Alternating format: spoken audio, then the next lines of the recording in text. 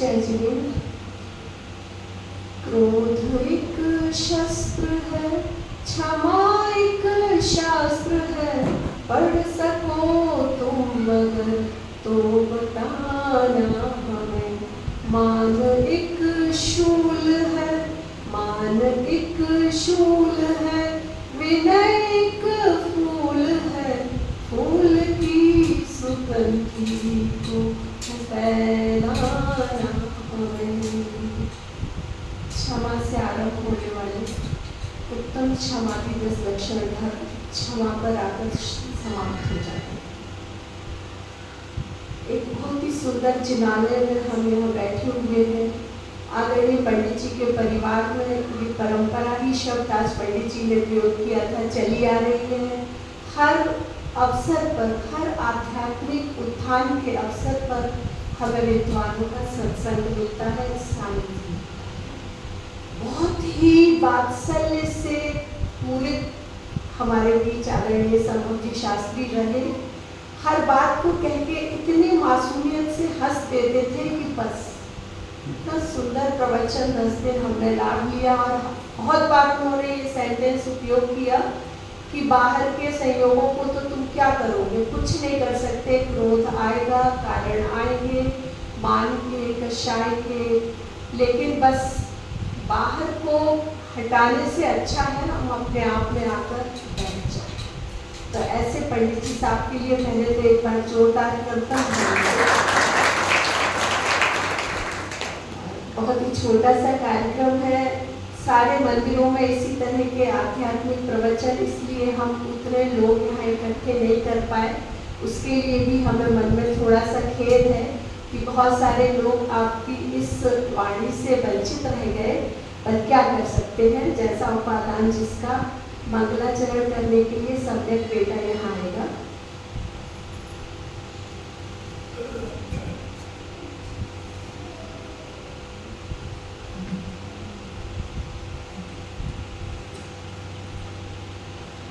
गुरु के उपकार को हम तो भुला सकते नहीं, गुरु के उपकार को हम तो भुला सकते नहीं। एक मिनट।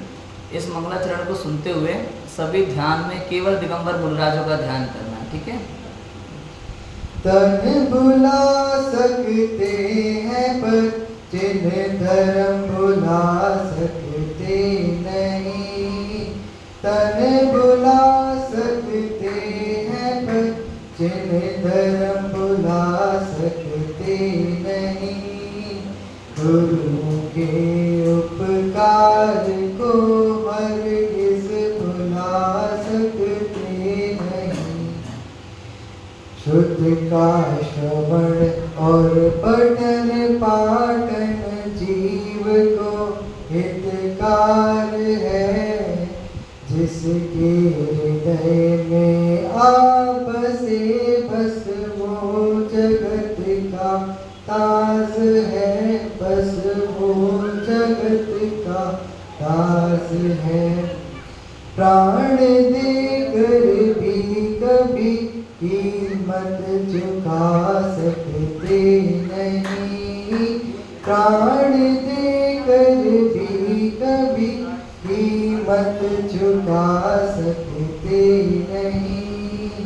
गुरु के उपकार को हरगिज़ भुला सकते नहीं। बहुत ही सुंदर गुरु गोविंद दो खड़े काके लाने पाए, बलिहारी गुरु आपने गोविंद जी को बताया।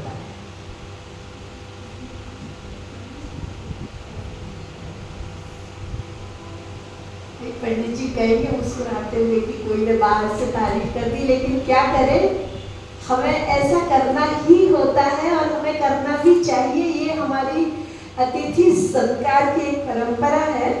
मैं पंडित जी साहब के स्वागत के लिए इसमें लिखा है अंकल जी विनोद जी चौधरी, डॉक्टर विकास जी, मनोज जी और आर के जैन साहब यहाँ आए।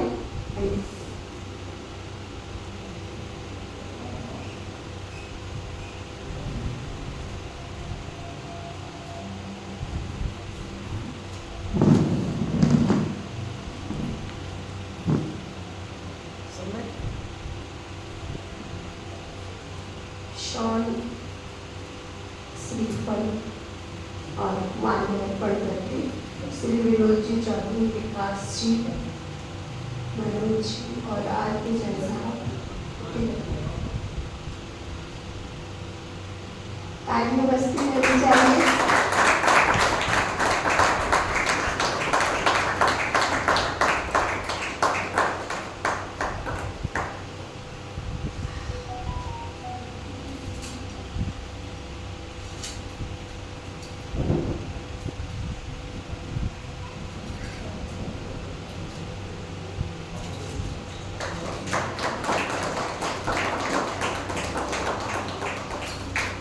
डॉक्टर आकाश जी, परेश जी, संजय जी, संजीव जैन और विराट जैन आए और स्वागत को संपूर्णता प्रदान करें।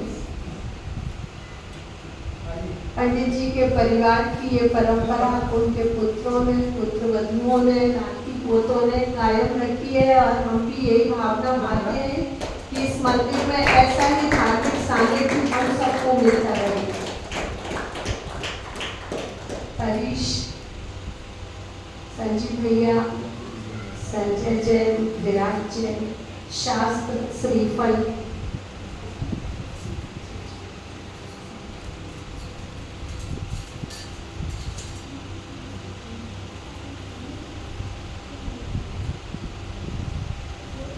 अंतिम जैन, अभिरल जैन, विमल भाई साहब और मुकेश जैन आकृति। हाँ ठीक है भैया, आप भी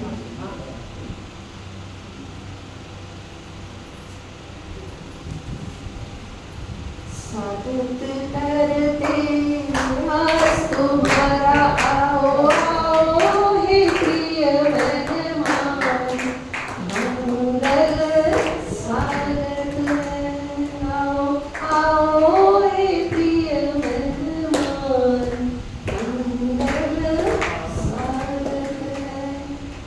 और 10 दिन जो सुंदर विधान चला उसमें हमारे संजीव भैया ने और हमारे विनोद जी के बेटे ने, सम्यक ने, सब ने बहुत अच्छे से, पंडित जी मतलब आप पहला ऐसा विद्वान देखेंगे कि जो प्रवचन कला में महारत है, लिखते भी हैं। इतनी सुंदर कल आपने मुनिराज की पूजन यहाँ करवाई थी, गाते भी हैं, लिखते भी हैं और खुद के आत्म उत्थान के लिए कितने सरल शब्दों में कह दिया कि मैं तो जब सोता हूँ तब भी मुझे ये ख्याल आता है कि वो विषय मुझे क्लियर हो जाए।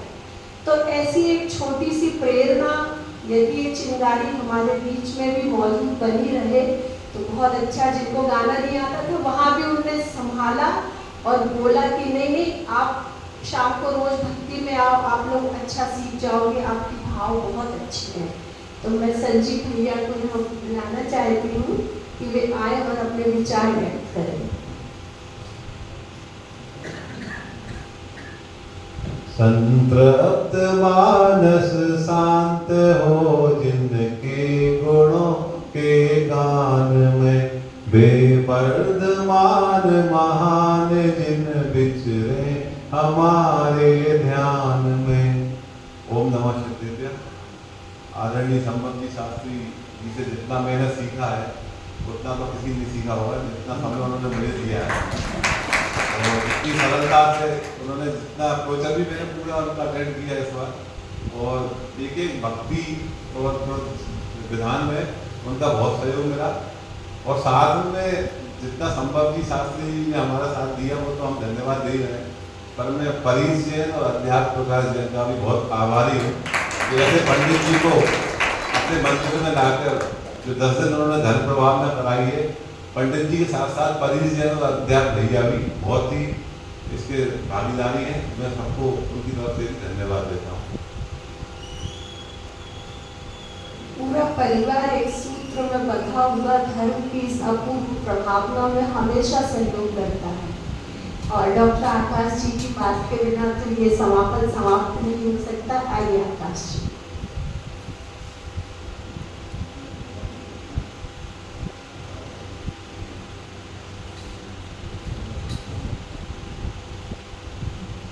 अंजलि जल सम जवानी क्षीण होती जा रही, प्रत्येक पल जर्जर जरा नजदीक आती जा रही, काल की काली घटा प्रत्येक क्षण मंडरा रही, किंतु फिर भी विषय तृष्णा तरुण होती जा रही।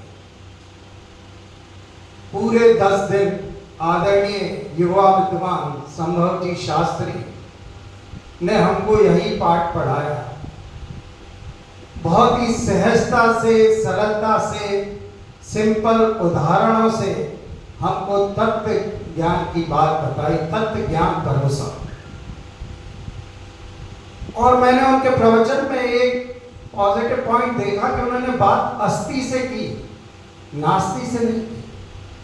उन्होंने ये बोला कि मिथ्यात्व भगाने से नहीं भगेगा, क्रोध भगाने से नहीं भगेगा, मान भगाने से नहीं भगेगा, मायाचारी भगाने से नहीं भगेगी, लोभ भगाने से नहीं भगेगा।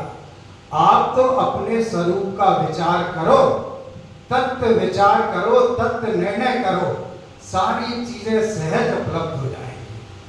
अनुभव को उन्होंने बनारसी दास जी के दोहे से बहुत सहजता से बताया कि वस्तु विचारत ध्यावते मन पावे विश्राम, रस जाके सुख उपजे अनुभव जाकोना।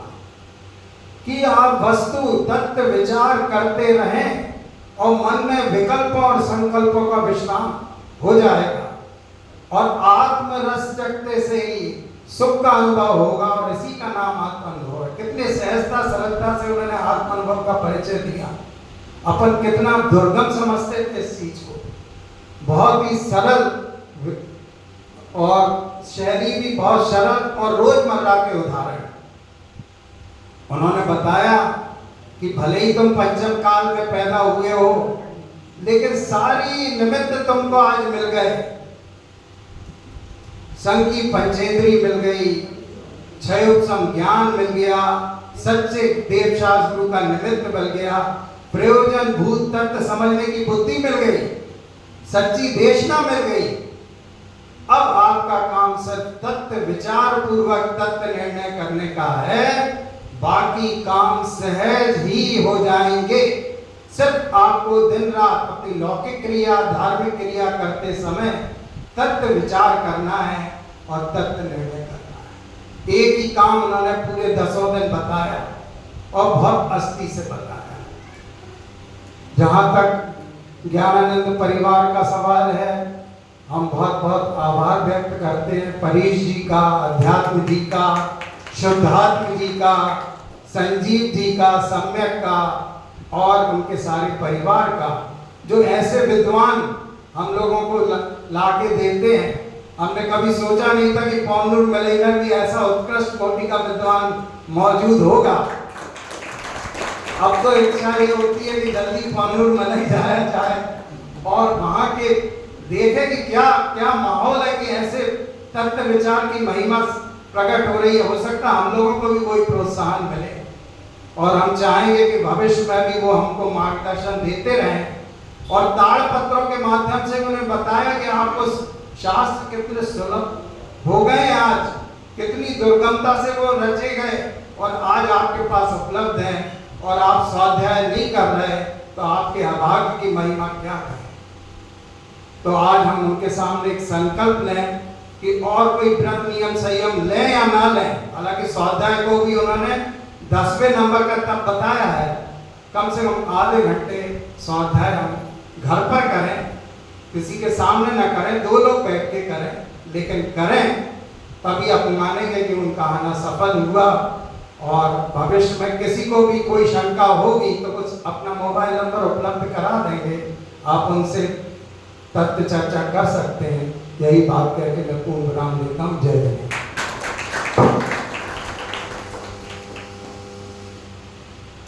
बहुत ही सुंदर उद्बोधन, पर्याय जा रही है, इसको कोई रोक नहीं सकता, समय को कोई पकड़ नहीं सकता। हम जिस चीज को सिर्फ पकड़ सकते हैं और रोक सकते हैं वो है हमारी शाश्वत आत्म तत्व। हमें उसके बारे में सोचना चाहिए। आधा घंटे ही हम क्यों ना करें पर स्वाध्याय करें, 2 लोग ही मिलकर क्यों ना करें पर स्वाध्याय करें। और भगवती पंडित जी के सामने एक आवश्यक काम भी हो जाए किताबें सिर्फ हमें गणित के प्रश्नों को हल करना नहीं सिखाती, किताबें हमें जीवन को जीने की कला भी सिखाती हैं।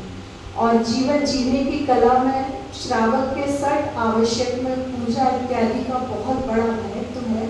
ऐसी ही एक पुस्तक का विमोचन हम चाहते हैं। पूजन की ये पुस्तक है और इसमें बहुत सारे जिनवाणी के स्रोत और वो सब हैं। तो इस पुस्तक का यहाँ विमोचन हो रहा है। जिनवाणी माता के सम्मान में जोरदार तालियां। जिनवाणी जग मैया जन्म दुख मैट दो, जिनवाणी जग मैया जन्म दुख मैट दो, जन्म दुख मैट दो, मरण दुख मैट दो, जिनवाणी जग मैया जन्म दुख मैट दो। जन्म मरण का भाव करने वाली जिनवाणी माता के चरणों में साष्टांग वंदन है। और मैं चाहती हूँ 10 दिन आप हमारे बीच रहे। आपके रहने में या आपकी सुविधाओं में यदि कोई प्रतिकूलता बन गई हो तो हम सब हृदय से क्षमा प्रार्थी हैं। और हम चाहते हैं कि आप अपने चंद शब्द हमारे बीच रखें। शाम का कार्यक्रम यथावत रहेगा। 7:30 7:15 बजे से भक्ति और 8:30 बजे से उत्तम ब्रह्मचर्य ध्यान पर प्रवचन। ओम नमः सिद्धेभ्यः नमो जिणाणु। सबसे पहले मैं एक लाइन यही कहूँगा कि देखो, बहुत अच्छे प्रवचनकार, बहुत अच्छे स्वाध्यायी, बहुत अच्छा गाने वाले, बहुत अच्छे से अच्छा लिखने वाले कवि और लेखक एक से एक बढ़कर बड़े विद्वान हो चुके हैं, हुए हैं। और मैं बहुत छोटा सा बच्चा हूँ अभी, समझ में आया? हेलो, तो मैं अभी बहुत छोटा सा बच्चा हूँ उनके सामने। तो सीख रहा हूँ, सीखने की कोशिश कर रहा हूँ। और मुझे माँ चिन्वाणी की लोरियाँ बहुत पसंद आती हैं, इसलिए मैं सुनता रहता हूँ, पढ़ता रहता हूँ। और हम सभी को ये निरंतर करते रहना चाहिए। आप सभी पौनूर अवश्य पधारें। आचार्य कुंद कुंज जैन संस्कृति सेंटर पौनूर मलय और श्री कुंद कुंज काहन पारमार्थिक ट्रस्ट मुंबई, दोनों ट्रस्टों की ओर से मैं आप सभी को आमंत्रित करता हूँ। आचार्य कुंद कुंज की तपोभूमि पौनूर में अवश्य पधारे। वहाँ सारी व्यवस्थाएं हैं, रुकने की भी है, भोजन की भी है। आप सब परिवार पधारें और आचार्य कुंद कुंज की भूमि का आनंद लें। उस भूमि पर फील करें कि कैसे आचार्य कुंद कुंज वहाँ 7वें 6वें स्थान में झूलते होंगे, क्षण में अंतर्मुख होते होंगे। तो उस भूमि पर जाकर के वास्तव में अपने आप ऐसे विचार उमड़ते हैं। ये बात सच है। मैं जब तक पौनूर नहीं गया था, 3-4 साल पहले मेरा ऐसा स्वाध्याय नहीं था। ये पौनूर में रह करके जो 3-4 साल में मेरे स्वाध्याय में परिवर्तन आया है, ये केवल मैं समझ पाता हूँ कि मुझे स्वाध्याय में क्या परिवर्तन आया है इन 3-4 सालों में। आप सभी जरूर पौनूर आइए। मैं आप सभी का बहुत बहुत धन्यवाद करता हूँ। आदरणीय परी जी भाई साहब, अध्यात्म प्रकाश जी भाई साहब, शुद्धार्थ प्रकाश जी भाई साहब, सम्यक भैया, बाकी सब लोग भी, मुझे बहुत अच्छा लगा। यहाँ पे जितने भी लोग हैं, ये कम नहीं है, कोई कम नहीं है भैया। आप देखो, एक शेर को 2 मुनिराजों ने उपदेश दिया था तो मैं एक श्रोता वक्ता यहाँ तो बहुत है, कम कुछ नहीं है। और सबसे बड़ी बात मुझे ये लगती है, जब मैं यहाँ स्वाध्याय करता हूँ ना, मैं कई जगह पे गया हूँ लेकिन मैंने इतना नहीं देखा है। सबकी आंखें मेरी तरफ होती हैं, सबकी नज़रें मेरी तरफ होती है, वो देख रही होती है कि अब कौन सी स्पेशल बात बताने वाले हैं। ये देख करके मुझे बड़ा अच्छा लगता है कि सब लोग कितना ध्यान से सुनते हैं, समझते हैं और कितनी रुचि है सभी को आत्म कल्याण की। ऐसी रुचि आप बनाए रखें और आत्म कल्याण की ओर अग्रसर हो, ऐसी मेरी भावना है।